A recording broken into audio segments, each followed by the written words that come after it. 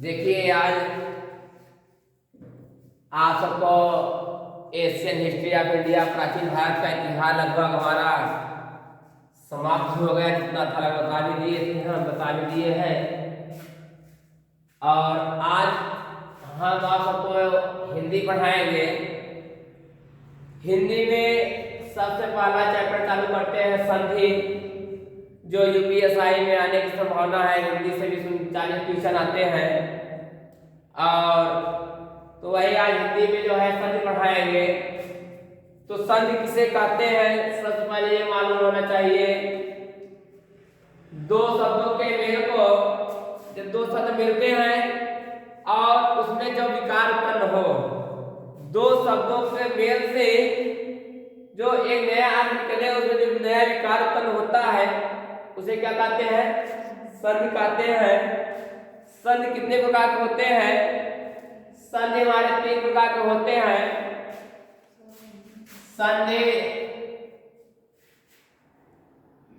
एक संधि में जोड़ता है। संधि का तो संधि है क्या, जोड़ना न, और जोड़ने से जो नया शब्द बन जाए वही नया विकार बना जाता है। तो संधि 3 प्रकार के होते हैं। पहला नंबर है स्वर संधि,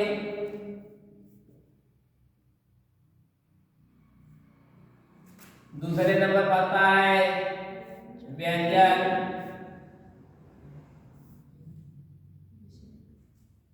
संधि। दूसरे नंबर कौन आता है, व्यंजन संधि। और तीसरे नंबर पर आता है विसर्ग संधि। विसर्ग कौन संधि है, विसर्ग संधि है। तीसरे नंबर पर विसर्ग।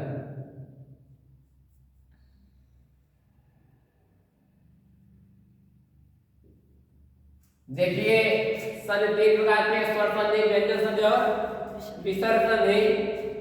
स्वर संधि के 5 भेद।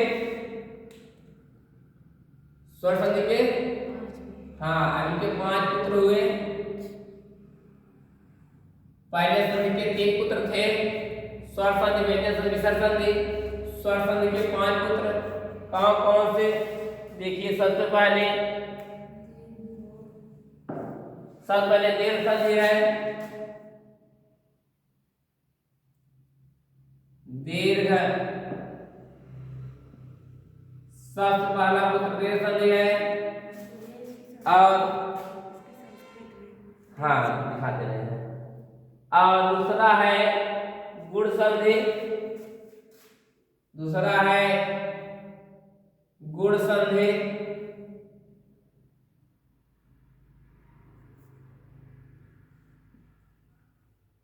देखिए दीर्घ संधि को संस्कृत बोलते हैं अका सवर्ण दीर्घ है। अका सवर्ण दीर्घ है।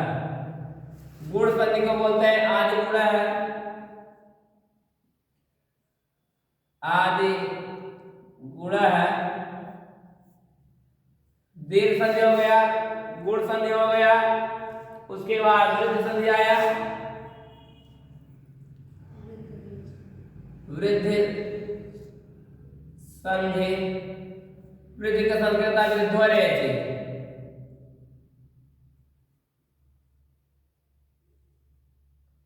वृद्धो रेच। उसके बाद वृद्ध संधि के बाद आता है चौथा संधि। कौन सा है, यण संधि। यण संधि, इसका संस्कृत क्या होता है, इको यणचि। इको यणचि। और स्वर संधि के आखिरी पुत्र का क्या नाम है, अयादि। अयादि, इनको संस्कृत क्या बोलते हैं, एचो अयावह। एचो अयावह। एचो अयावह। ये स्वर संधि के 5 पुत्र थे, दीर्घ संधि, गुण संधि, वृद्ध संधि और यण संधि और अयाज संधि। इसका संस्कृत में नाम होता है कस्मण्य दीर्घ है, आदि गुण है, वृद्धो रेचि, इको यणाचि और एचो अयाव है। यह संधि अयाज संधि का संस्कृत में होता है एचो अयाव है। उसके बाद स्वर संधि के 5 पुत्र हो गए। स्वर संधि के बाद कौन संधि आता है?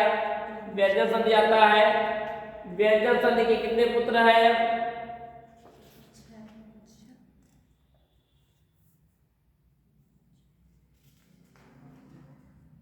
कौन कौन से?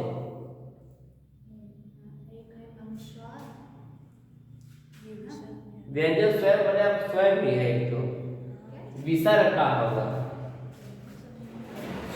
देखिए व्यंजन संधि में जो है स्वर या व्यंजन आने से व्यंजन जो उत्तर परिवर्तन होता है व्यंजन संधि कहलाता है। देखिए जो व्यंजन संधि जो होता है, जैसे कि व्यंजन संधि हम कर सकते हैं क च ट त प ग ज ड ग ब। इसमें परिवर्तन जो परिवर्तन करते हैं, किस संख्या को परिवर्तित करते हैं व्यंजन संधि में होता है। सिर्फ स्वर संधि जो 5 भाग होते हैं, यही हमारा इम्पोर्टेंट परीक्षा के लिए इम्पोर्टेंट है। बाकी व्यंजन संधि के बारे में जो है थोड़ा बहुत बचा है उसको बताया जाएगा। उसके बाद व्यंजन के बाद आता है विसर्ग। क्या आता है? विसर्ग संधि आता है। देखिए विसर्ग संधि क्या है? विसर्ग संधि 3 प्रकार के होते हैं। विसर्ग को स में विसर्ग में कोई परिवर्तन न होना, विसर्ग को र में परिवर्तन करना, विसर्ग को का लोप होना और विसर्ग में अह के स्थान पर ओ आना। ये विसर्ग के प्रकार है। जैसे कि विसर्ग संधि जो है हमारे 5 प्रकार की हो सकता है। कौन कौन हो सकता है देख लीजिए, थोड़ा से बहुत नॉर्मल चीज है ये तो। विसर्ग संधि के पहले पुत्र का क्या जो पहले परिवर्तन होता है, पहले परिवर्तन क्या होगा देखिए। विसर्ग संधि को स मतलब कि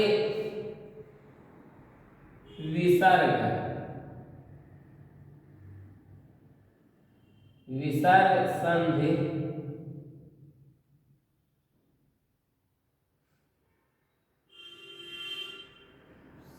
स और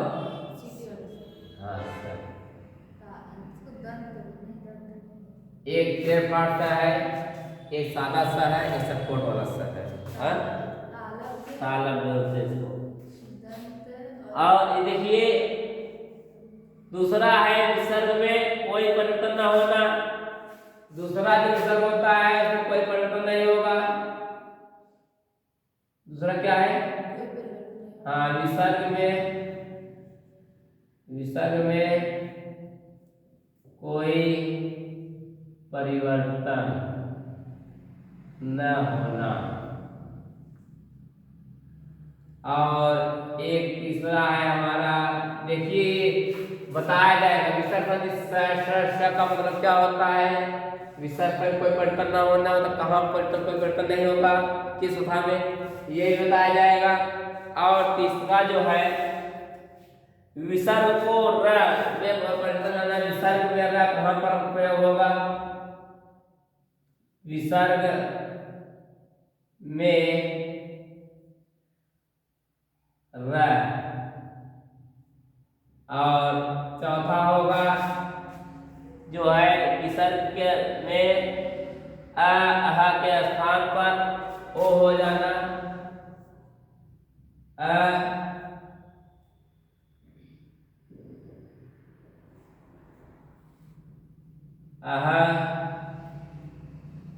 के स्थान पर ओ हो जाना।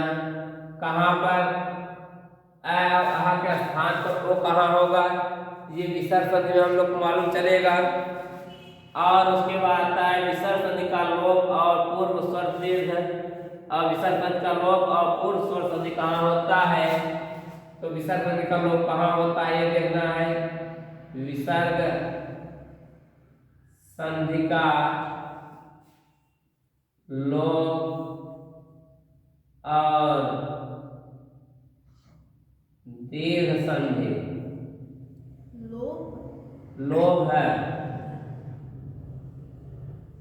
और दीर्घ संधि के बारे में देखेंगे।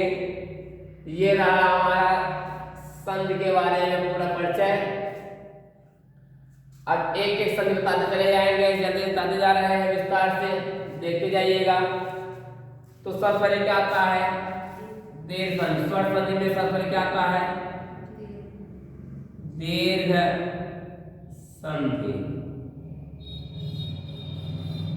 दीर्घ आकाशवर्णे दीर्घ है, आकाशवर्णे दीर्घ है।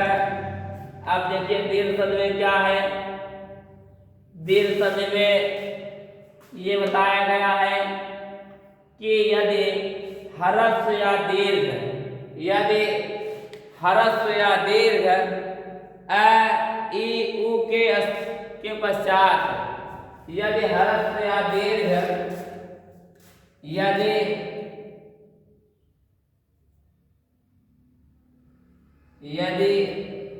ह्रस्व या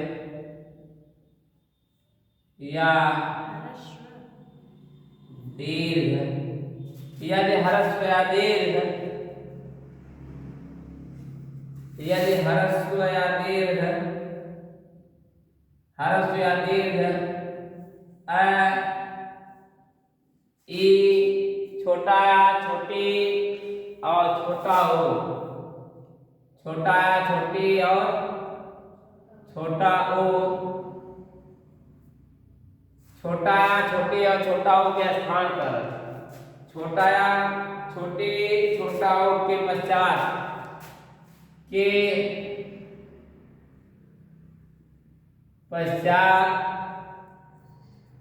क्रमशः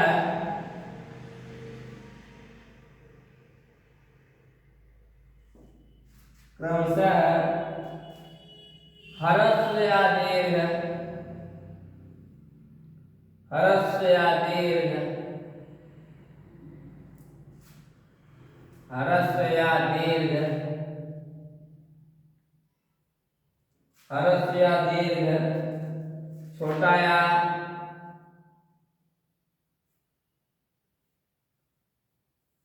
छोटी और छोटा ओ, छोटा ओ स्वर आए, छोटा ओ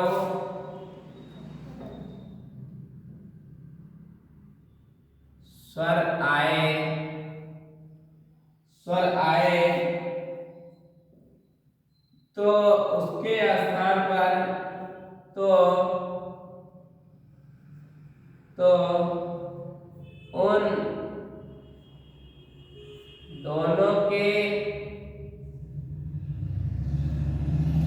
स्थान पर, तो उन दोनों के स्थान पर बड़ा या बड़ी ई और बड़ा ऊ, बड़ा ऊ में बदल जाता है, बड़ा ऊ में परिवर्तन हो जाता है। यदि ह्रस्व या दीर्घ आ ई उ के पश्चात ह्रस्व या दीर्घ छोटा या छोटी, बड़ा बड़ा छोटा हो स्वर आए तो इन दोनों के स्थान पर बड़ा या बड़ी और बड़ा ऊ में परिवर्तन हो जाता है। जैसे एग्जाम्पल का दिखा दे रहे हैं, जैसे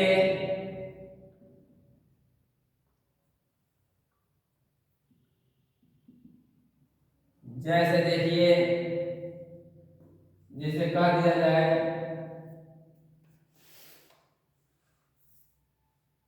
धर्म धन अर्थ, धर्म धन अर्थ, धर्म धन अर्थ। यहाँ देखिए धर्म है, छोटा आ रहा है, छोटा या इसमें छोटा आया है छोटा या छोटा मिलकर क्या बना रहा है? बड़ा आ बनाने बन रहा है। तो धर्म धन अर्थ धर्मार्थ क्या आ जाएगा? धर्मार्थ। समझ आ रहा है? देखिए छोटा या छोटा में क्या बन रहा है?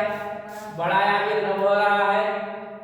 तो जब बड़ा हो रहा है धर्म धन अर्थ धर्म का यहाँ पर धर्मार्थ क्या हो गया? धर्मार्थ। उसके बाद उत्तम धन अंग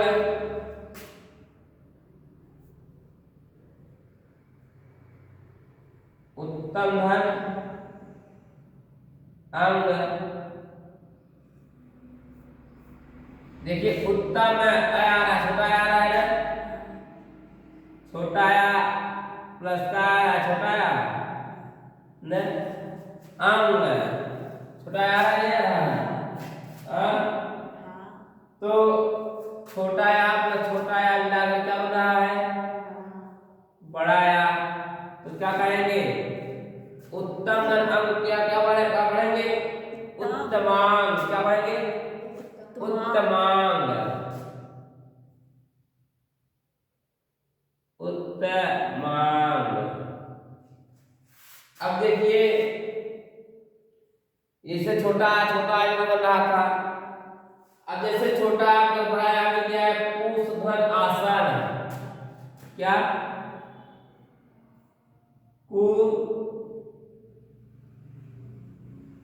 कुश धन आसन।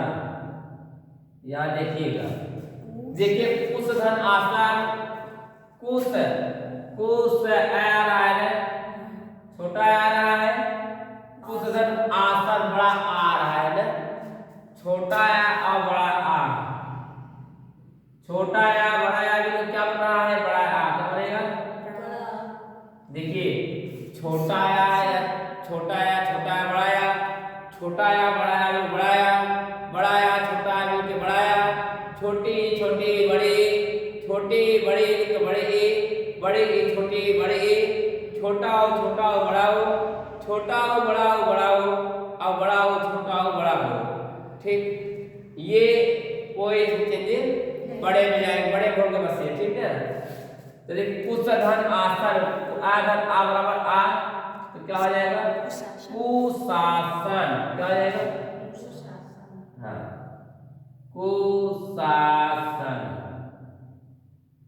एक यह ध्यान दीजिएगा जब किसी का संधिविच्छेद दिया रहेगा जैसे कि हमने यहाँ देखिए जो पहला अक्षर है पहले शब्द के पहले आ रहा है संधि के पहले शब्द के आखिरी में परिवर्तन होगा ना कि शुरू चेंज हो जाएगा ना आखिर नहीं। देखिए यहाँ धर्म धन अर्थ धर्मार्थ क्या इसमें भी हो सकता था? नहीं ये इसी में हो गया जब आखिरी हो गए। ये ध्यान दे दीजिएगा कि जब विच्छेद होगा तो आखिरी वाले में होगा मिल जाएगा। ये इसमें आया है ना चेंजिंग हुआ है इसमें चेंजिंग हुआ है ना इसमें ये चेंजिंग हो रहा है हाँ। ये उत्तम धन अंग उत्तमांग मात्र लग रहा है ना किसी संधि में जब दीर्घ संधि लगा रहे हो कोई संधि कर रहे हो तो संधि के पहले वाले शब्द के आखिरी वाले अक्षर में चेंजिंग होगा किसी चेंजिंग नहीं होगा। ये बोलना मत मतलब भूल जाओ। जैसे कि अब का ये विद्याधन अर्थी क्या विद्याधन अर्थी अभी क्या है यहाँ विद्या बड़ा अर्थी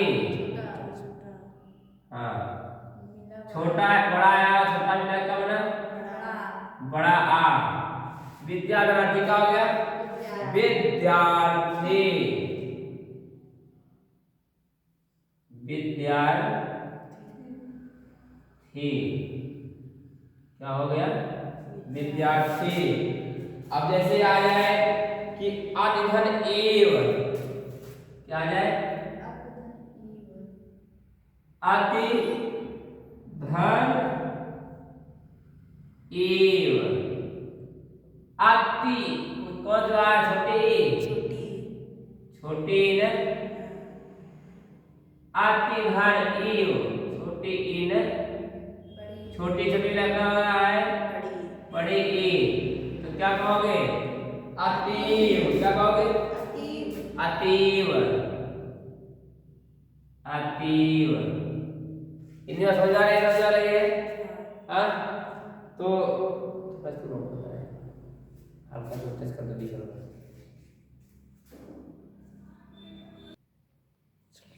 देखिए अभी तक हमने बताया कि दीर्घ संधि में जो है छोटी और छोटी मिलकर बड़ी बना।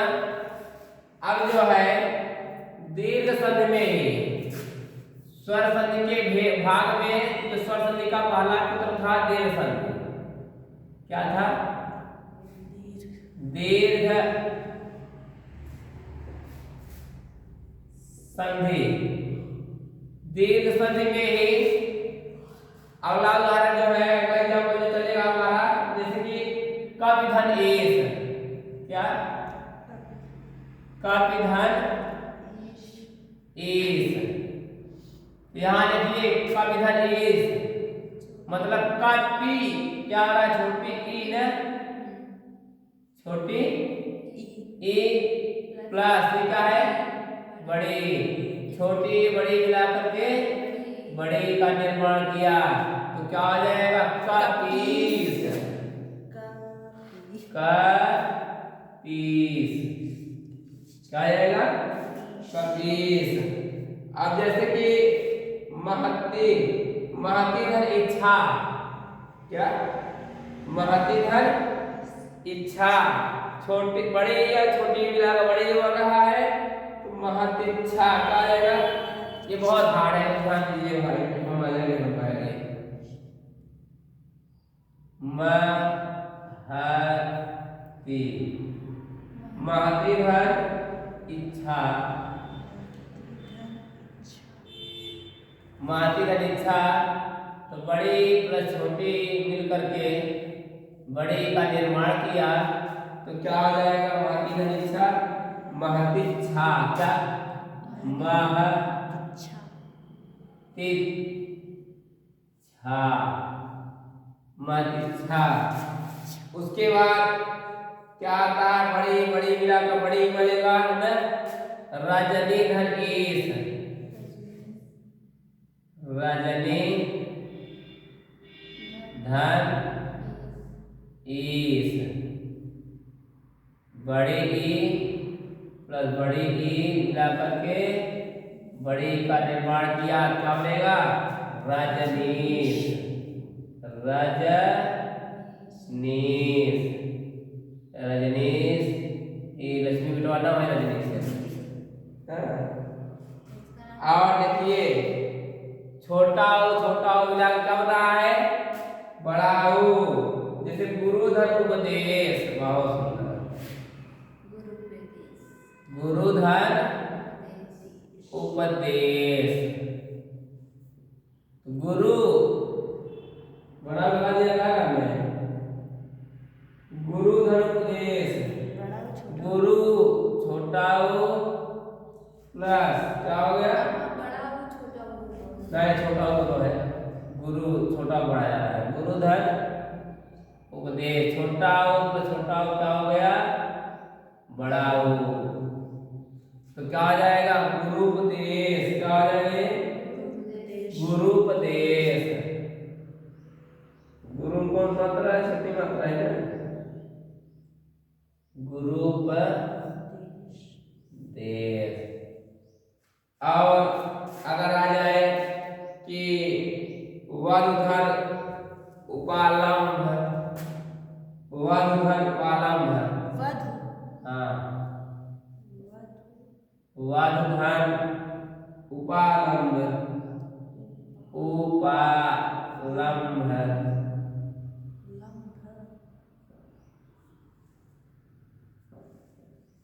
का बड़ा और छोटा हो रहा है ये बड़ा लेते मधु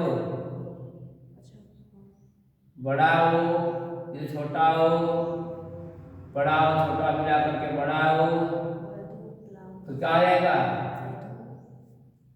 वधु, क्या आ जाएगा बोलो? वधु पालम है, वधु पालम नहीं रहेगा, वधु पालम बड़ा होगा, इसमें है क्या आ जाएगा वधु पालम, वधु पालम हो जाएगा। उसके बाद आता है रे धन रे, अरे वो रे धन रे पितृ धन ऋण, पितृ छोटे रे और छोटे मिला के बड़े रे होता है, पितृधन ऋण, पितृधन ऋण में कौन क्या क्या है? छोटी रे, सब बड़ी रे छोटी रे लिखा होता है,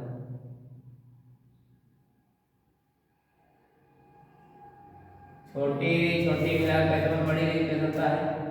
अरे रे बनेगा, बड़ी छोटी नहीं बनेगा, ऐसे बनाया तो चेंजिंग करे बोले, चेंजिंग नहीं होते वैसे बनाया जाता है। छोटी छोटी मिला कर क्या हो जाता है? ये बड़ी कह रही है सभी कहिए पितृधन ऋण, क्या होगा? पितृण, क्या पितृण, इसमें से क्या बता दे रहा हूँ? भ्रात धन ऋद्वी, भ्रात धन ऋद्वी, भ्रात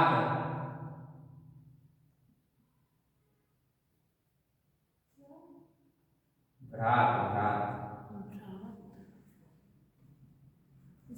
भ्रात धन,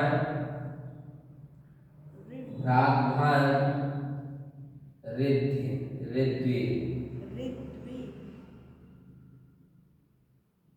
भ्रात धन ऋद्धि, भ्रात धन ऋद्धि देखिए, भ्रात मतलब रे आ रहा है ना, रे आ रहा है ना, रे धन रे बराबर रे, तो क्या आ जाएगा? भ्रात, क्या आ जाएगा? भ्रातृद्धि, क्या भ्रातृद्धि,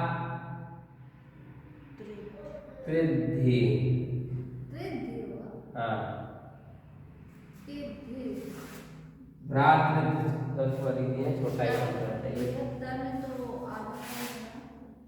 भ्रातृद्धि, ये री है ना, ये हो जाएगा भ्रा, हाँ ये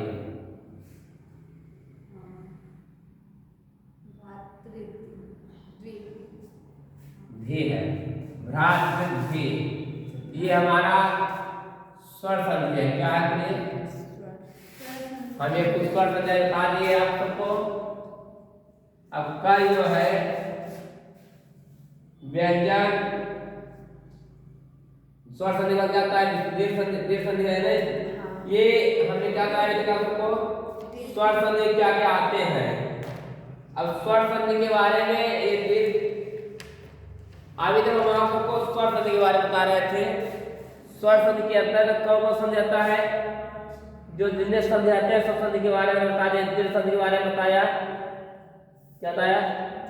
हाँ दीर्घ संधि, ये दीर्घ संधि है, ठीक है। दीर्घ संधि के पहला जो स्वर संधि का पहला पुत्र था दीर्घ संधि, उसी के बारे में बताया हूँ। अब कल जो बताएंगे आप सबको, क्या बताएंगे? गुण संधि बताएंगे। गुण संधि कल पढ़ाएंगे आप सबको, अच्छे से पढ़ाएंगे। गुण संधि, गुण संधि के बारे में कल पढ़ाएंगे, विस्तार से पढ़ाएंगे, देखना क्या है क्या नहीं। और जहाँ तक समझ जाए वहाँ बताते रहिएगा, आप पढ़ा देंगे, सुझा देंगे हम। ये रहा हिंदी का पूरा लेखा जो बता रहे हैं हम सबको।